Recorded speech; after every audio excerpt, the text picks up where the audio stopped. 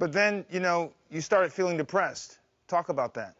Well, that came, so I came home. They sent me home after like 6 days, but then I started with this the cytokine storm where I just went into this fever as my immune system went berserk.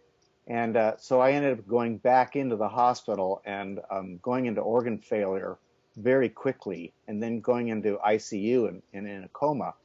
Then I came out.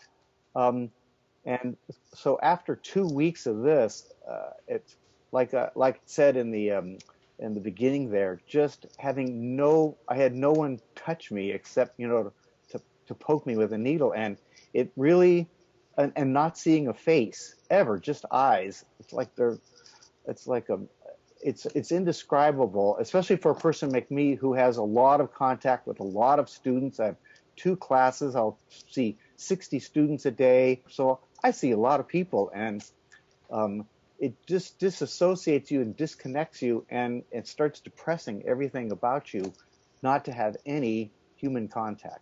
That's got to feel like almost the end of the world.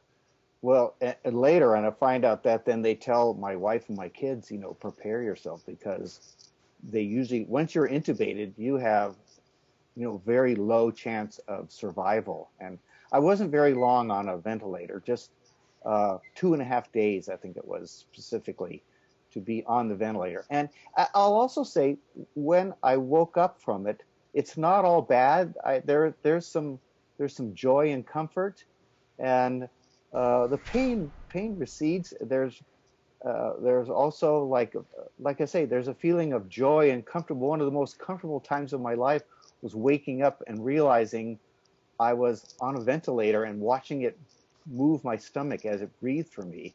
And I was in la la land because of the drugs they do, so that you won't rip the tube out. Right. You're tied down in a bed. You're restrained, but actually, I was just floating there, and I thought, I made it.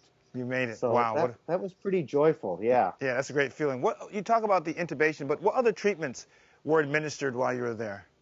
They'd said that we don't quite know how to treat this yet, of course, and every person is different. So doctors warned me, said, we are going to try lots of different things, and then we'll, take your blood, and then we keep testing it and watching your vitals. We'll see what works, and then we'll go with more of that. If something doesn't work, we won't, do any more of that. So you may get sicker, and you will eventually get better, we hope. And so it was just a lot of trial and error at times with different drugs. But mostly there was just making sure that my lungs cleared out, because, at the time in ICU, it's all about your lungs. The heart problems and just being able to walk around, when I got out, I couldn't walk 6 steps without having to sit and take a rest. Wow.